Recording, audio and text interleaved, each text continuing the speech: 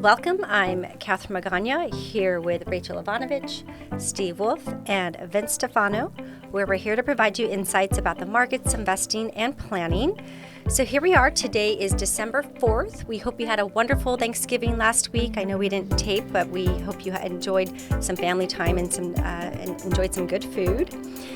And now as of yesterday's close, we've had a pretty decent run up over the last couple weeks. So we're pleased to report that as of yesterday's close, the markets are up from a few weeks ago. The Dow Jones is at 12.55, which is up almost 4% over the last couple weeks. The NASDAQ is up 21.46, which is up over 4% as well. And the S&P 500, we're at about 16.46, up about 3.5 from a couple weeks ago. But the biggest mover has been the Russell 2000, which is the small cap stocks. And we've seen over the last few weeks that sector is up.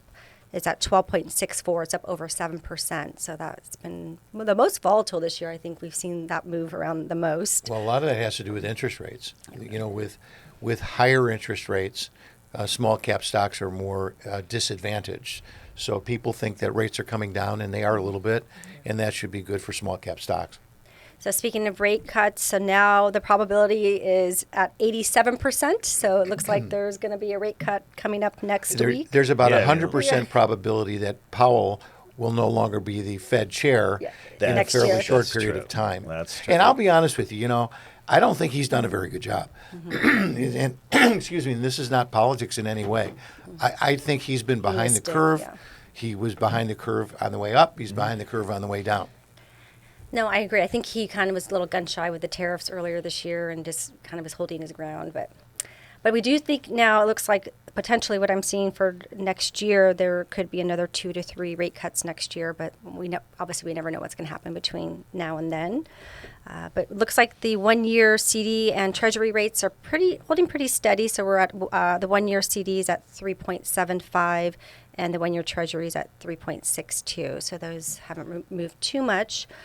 And then looking at mortgage rates, and this is as of this morning, looks like the 30-year fixed rate is coming in at about 6.25, and that's from Bank Rate, or 15-year mortgage rate is about 5.62. So those have been fluctuating a little bit, but we obviously are under the 7%, but that's where we're at with some of the rates.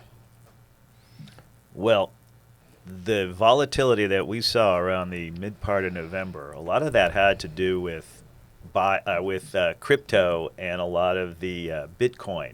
And what investors, especially people have to remember is that some of these very big macro hedge funds, they invest in a lot of alternative investments, and what they attempt to do is get non-correlated assets to their S&P 500 stock portfolios. When Bitcoin started to come in, and it came in hard, I want to say it may have come down, $20,000 or $30,000 per Bitcoin. I think a lot of these big hedge funds saw that they were losing a significant amount of money in their Bitcoin investments, and so they started selling off some of their baskets of stocks, and I think they put a lot of pressure on the markets over a shorter period of time, 7 to 8 trading days. But I think what happened. Can you explain why that would put pressure on stocks? I mean, if the crypto goes down, why does that put pressure on stocks? Yeah, because what happens is hedge funds report their performance monthly. And when they're seeing a basket of their investments decline substantially, what they do is they look for other places to try to offset losses. And so a lot of that was in the stock portfolios they had. So they sold off, I believe, and this is just my own belief because I was in the hedge fund business, so I understand how these people think. They sell off their baskets of stocks to offset losses in other alternatives. So that's what I think happened. But I also think what happened is, all of a sudden we started hitting some support levels where the market became, we saw some support levels. We got a nice bounce back rally. I love how we call it support levels, because it's not support. It's support until it goes through it, and then that wasn't really support. What I'm saying is, it was a short-term support level. I mean, the market came down to a certain point, and the technical people looked at it and said, "Hey, I'm going to start buying." And that's basically what it was. But I'm just saying, I've never understood that. They call it support. Well, Yeah, support leads me to believe that it won't go lower than that, and that's not what Yeah, happens. but you don't invest off technicals like a lot of people do. So that's all I'm saying. Anyway, That's just because I'm smarter than a lot of other people. You're smarter than the average bear. Is that what you're saying? But I just want to touch on something that Catherine had talked about, and it was interest rates. The other day, I was listening to Treasury Secretary Bessent. I think it's Bessent. Is it Bessent or Bessent? Bessent. It's Bessent. And he made some really interesting comments, and I thought it was, I just want to relay them to you. Number one, rate cuts. He thinks there'll be 3 to 4 rate cuts next year. I think that could be because you're going to get a new Treasury Secretary, and he's going to be very amenable to cutting rates. Yeah, well, a new Federal Reserve chair. Yeah, that too. So what's that going to do? What's that going to do? That's going to lower rates. That's going to help all stock investments. Especially small stocks. Especially small stocks. It's also going to help with the home affordability index, which should bring mortgage rates down a little bit more, hopefully. Secondly, I think you're going to start seeing tax cuts from the big, bad, beautiful bill begin in 2026. I think that's going to help stocks. You're also going to see the White House begin to eliminate more and more burdensome business regulations, which I think will be good for the market. Fourth, he's talking about moving into energy dominance. And that's important because that should push inflation down more towards the 2% range. He also mentioned that he thinks GDP can grow at 4+%. So when you look at inflation and GDP, you've got a nominal 6%, which is fantastic. And he's also talking about how he thinks foreign investment in the U.S. should begin in earnest next year and have a significant impact on the manufacturing sector in the United States. I think that's all really, really good for stocks. Now, there's a lot of slip between the cup and the lip. And, well, you all know that. I mean, there is. I don't think I've ever heard that. I've never heard that. Slip between the cup. Yeah, well, there is. Yeah. So anyway, a lot of things can happen, but I think this is incredibly positive for the stock market and also for the bond market. You get 3 or 4 rate cuts, anybody who's holding a 30-year bond, they're going to probably look pretty good. I don't know what the return on that would be, but I'll tell you right now, if the S&P does, the earnings are up at 14 to 15% like they think, 15% growth from this year, you're going to see, I think, another 20 handle on the S&P. So 20 handle meaning what? You're going to have a 20% return next year plus. Okay. So that's my thinking. I'm not going to be too Pollyanna, but I am very positive right now. So I'll make some finishing comments after other people jump in. It's time to think about tax season. I got to ask you something real quick before you go into whatever you're going to say about tax season. I heard that if the tariffs can eliminate the income tax, does that mean we can get rid of the IRS? That is a good question. And I'll give you the answer to that right now. That's not No. going to happen. No. Wouldn't that be great? Yes, Wouldn't that be great? We could get rid of the IRS Wishful completely. thinking. Because the government will find ways to spend your money. So the tariffs may get rid of some of the tax, but there will never be zero tax. Boy, how cool would that be if we can get rid of the IRS? It's a good thing I have a job here now. Probably good. That's right. And nobody wants to think about taxes during the holidays. However, it is a good time of year to start getting ready for next year's tax season. And so pull up your return from last year, take a look at it. It's time to get organized.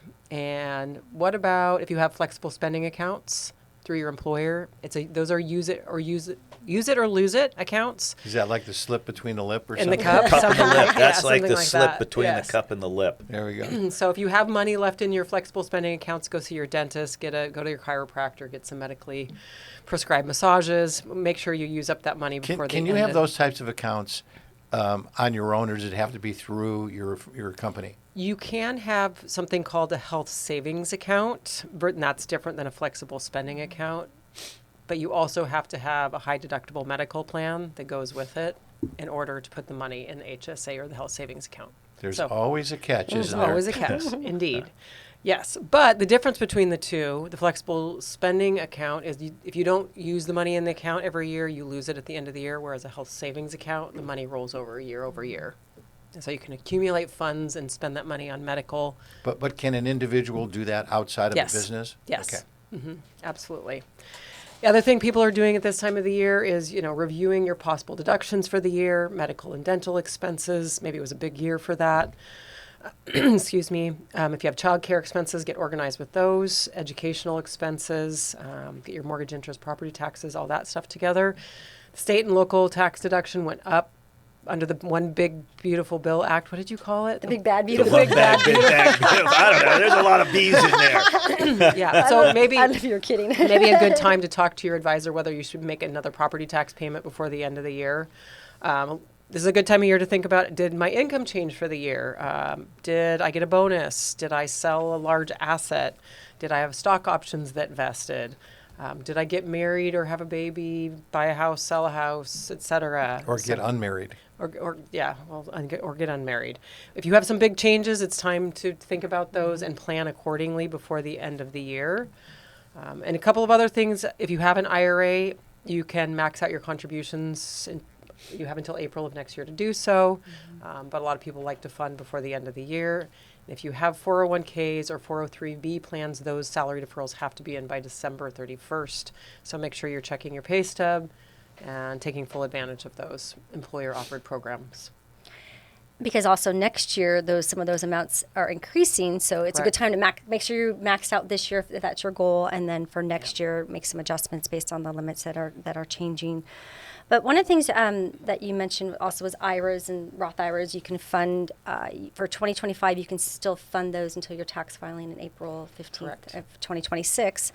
But what was interesting though is this last week I had a client reach out and said, "I'd like to fund a Roth IRA. I hear it's a good thing. Can you move $10,000 into that account?" So two things. One is that's more than the contribution limit. For 2025, the limit was $8,000, depending on your age. Yeah, 7,000 plus another 1,000 for catch up. But then there are some income limits. So if you're single and you make less than $150,000, then you can make the full contribution. It does phase out between 150 and 165. But if you're married filing jointly, then if you make less than $236,000, you can do the Roth contribution, and then it phases out between $236 and $246. And so they make more than this married filing jointly amount, so they don't qualify. So there's a lot of rules, and so I didn't really, you read everything, and you think, oh, I want to do this, I want to do that, and so. Or if you don't have any earned income, you can't make the contribution either. Yes. So, meaning if you don't have wages from a job or self-employment. And then another thing we've been working on a lot recently is looking at partial Roth conversions. And so we talk about it, we hear about it, we read about it, but it's not for everybody. And so we actually worked with a client recently and looking at the whole situation based on her financial plan and requirement of distributions and charitable distributions later. We did some projections, and it looks like it didn't make sense for her to do conversions. And also some of that money later is going to go to charities. And so it's not, everything you think sometimes, I need to do this. One size fits all. Yeah. Yeah, I met with clients also recently, and they had a similar situation where their adjusted gross income was almost $500,000, and they were, they had been hearing, do a Roth conversion, but then we looked at, how much are the required minimum distributions from those IRAs and 401ks going to be later. And I mean, they were in the 35% bracket, and so it really didn't make any sense because later they were going to actually be in the 22% bracket. So doing the conversion while they were still working didn't make sense at all. So definitely call us. We do a lot of tax planning here Yes. in addition to financial planning. And I know a lot of you listen to it. I hear people all the time who are telling me they listen every week. Thank you. This is fun to do, and I hope it's fun to hear. But we've got a tax person in Rachel over here, and Catherine is the financial planner who also knows a lot about taxes too. So I mean, if you're not sure about something, and either you can be a client, you can be a potential client, I guess, give us a call. we'd be glad to do, take a look at what you have. I love looking at tax stuff. It's fun. Yeah, sure. It's Yeah, it's a lot of fun. A lot of That's why I strategy think they and should planning. get rid of the IRS. all I know is that whenever I look at my taxes, fun is not the word that comes to mind. Maybe starts with an F, but doesn't end with an F. Well, another thing that we have going on is every quarter we do our proactive wealth process, and we host webinars and different educational pieces and information. And so we actually have a webinar today. It's going to be at 12 o'clock. We have an estate planning specialist working with us. It's Geeta Nassiri, who's an attorney here locally. So she'll be doing a webinar with us later today. And we will have a replay, so if you're not able to join us, we'll make sure we get that out. Today is Thursday, and a lot of you probably won't hear this until yes. Friday. That's so true. But we will have a replay. We will have a replay out. But just know that every quarter we are proactively providing resources and education. Aren't we already thinking about charitable giving and something like that for next quarter? Yes. Yeah, should be really So good. we're Yeah, so we do a lot of things here that, other than just talk about stocks, which I love to do, and I know Vince does too. Speaking of stocks, speaking of the CNN Fear and Greed Index, we're up to 39. Now, we were at 6, I think it was, A couple of weeks last ago. week or 2 weeks ago. Yeah, we're class. I think you said 6 or 7. Yeah, and here we are back at 39, which means that we're still in the fear category, but you get to 40 and you're in neutral. So, I mean, we're right there, going from extreme fear to neutral in a very short period of time. So I know that, Vince, you can pat yourself on the back, at least for now. You were saying that when things are that scary, it's probably a good time to put money to work, although that doesn't always mean it's going to work, but this time it sure did. So once again, we're giving you some kudos. The market will go the other way at one point, Well, and we'll be throwing darts at you. And the thing is, what I've seen recently, like in the last couple 40 3 years? years, no, the last couple 3 years, is when we do have a market correction, it happens a lot faster than it used to. I mean, Steve, you and I have been in this business, Catherine, a long time. Market corrections used to last months and months and months, and now it seems like, after a few weeks, boom, all of a sudden it's over, and things are starting to move back to the upside. And I'm gonna mention and I'll finish on this because I think what last night a very big software company reported earnings. They were very good. Stock is, doing okay today.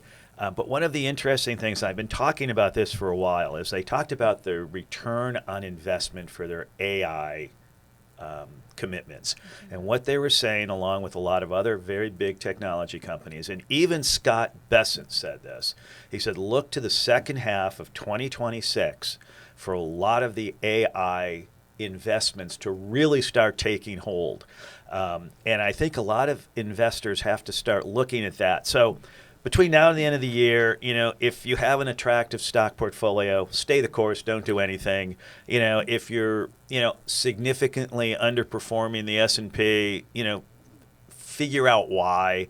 And as you move into 2026, use any kind of market correction to, start adding to your portfolio in the sectors that you feel comfortable in. And I think you're going to be very well off in the next. So Vince, you talk about what's going to happen at the end of 26. We have clients of a lot of different political persuasions here, and depending on which channel you're watching or listening to, you're either really excited or really scared, because there's a lot of people who are saying that next year is going to be a bad year because all the tariffs are going to catch up to us, and other things. So, there's always a cross current. But the one thing I think people forget about, the only thing that really, really matters is earnings. Absolutely. So as long as earnings are okay, the market's not going to crash. I hear this all the time these days from so many people. I'm afraid that the market's going to crash. Now, look, markets go down by 10% to 15% once, twice, 3 times a year on average. So that's not something unusual. But a crash is something completely different. We had one of those back in 2007, 2008, when it looked like our economy was, going to fail. That's when crashes happen. And so I guess the main thing to do, and you're kind of saying it, is that take those dips, when they're down by 10, 15%, And if you're a stock buyer, that's the time to really look at it and say, I'm going to make a bigger commitment. Instead of what most people do is, oh my God, the market's down, I need to get out. Yeah. And that's where the planning comes into place. What's a good allocation and why? Because you can then write out some of the market volatility if you have some income or other assets set And aside. if you follow the plan. Correct. You know, the problem is we have to override our emotions. Absolutely. And that's why there's a lot of people who are really good investors and a lot of people who are really bad investors. And it's all about emotion. Well, it's interesting. I met with a prospective client yesterday that was a referral to us. And he is about 59 years old, wants to retire in a few years. And I'm still doing the assessment and reviewing, but when I looked at the 401k statement, I noticed that all the money was moved out of reallocated into money market and bond funds. So the whole thing was moved this year. And so we had a conversation about... Was that in the beginning of the year? It was. So he's missed out on a good year. Ouch. Yeah. And so once again, not understanding, and he had the 401k advisor work, doing what he, doing this with him. So because he didn't have a plan to understand, I think if you can educate and share how this works and why, how you're invested, I think that goes a long way. And that's where we come into play, is to help you and guide you, because it can be scary when the markets fluctuate. But if you don't have a plan in place and know why you're invested a certain way, then yeah, you're going to jump in and jump out. And I said, okay, you got out, but now when are you going to get back in? And that's the hard part. You can't time these things. And I just want to say that as far as the earnings are concerned, I think you're absolutely correct. And I think because of what's going to happen next year, I don't care what your political persuasion is, the return to these companies from their AI capital expenditure investments are going to be very positive for the market. So I don't care if you're a Democrat, Republican, or independent, these companies are going to start posting some big upside numbers. Yeah. Well, again, we try to keep the politics out. Well, I know. That's why I'm saying it doesn't matter. I know earnings are earnings. Yeah, I know you're trying to balance that a little bit, but politics doesn't matter. When it comes to investing, okay, the only thing that matters, I'll say it again, are earnings. If earnings are good, eventually the stocks will go up. Matter of fact, somebody asked me, I don't remember who this was. I got something, an email or something that asked, how can the market be overvalued, but earnings can be going up? Well, sometimes stocks get ahead of themselves. It doesn't mean you should necessarily sell.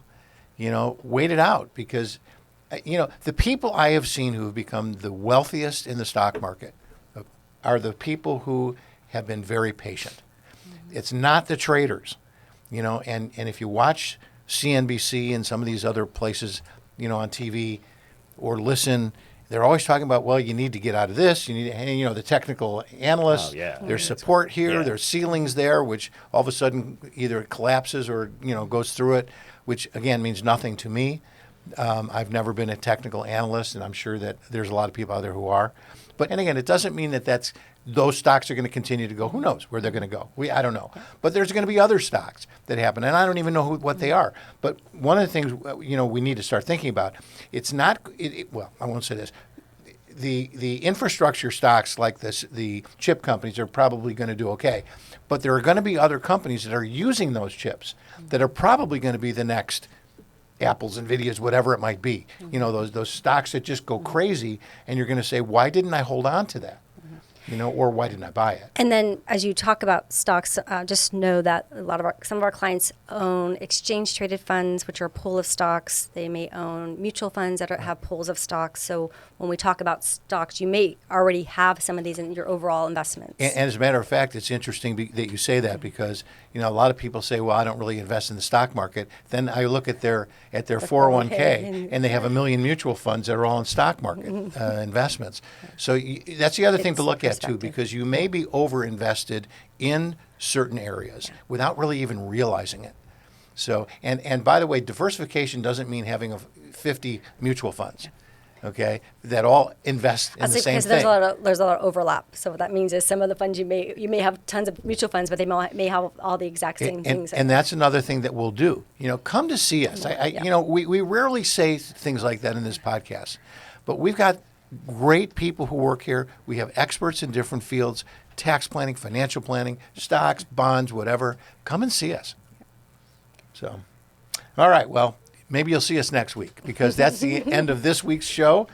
And happy investing for this week. We'll see you. So Rachel and I are gone next week. So Whoa, yes. yeah, we're Wow. So it's just going to be the guys. So we're not going to talk about taxes. All We're not going to talk about planning. The ladies are cruising next We're week. cruising. Yeah. We're just going to talk about the Whatever you greatest want. stocks in the We're world going and to guarantees, talk right? about golf and football and college basketball. Yeah, now it's coming into coming. By the way, speaking of college basketball, real quick, you know, I follow San Diego State because they're local here, and they played Michigan not too long ago and lost by 40 points. I'm thinking, San Diego State's just not that good this year. Then Michigan beat, I think it was Auburn by 30, and they were then good too. Gonzaga by 40. So maybe it's not so much that San Diego State is bad, but you know, I'm Michigan's thinking good. about maybe putting a couple of bucks on Michigan to win the whole thing. What do you think? You know, I'm still into college football right now, but yeah, that sounds pretty good. Yeah. All right. Well, listen, we'll see you guys next week. Happy investing. Thank you. Thanks. Please stay tuned for important disclosures. The opinions expressed in this program are for general informational purposes only and are not intended to provide specific advice or recommendations for any individual or on any specific security. It is only intended to provide education about the financial industry. To determine which investments may be appropriate for you, consult your financial advisor prior to investing. Any past performance discussed during this program is no guarantee of future results. Any indices referenced for comparison are unmanaged and cannot be invested into directly. As always, please remember investing involves risk and possible loss of principal capital. Please seek advice from a licensed professional. WWM Financial is a registered investment advisor with the SEC.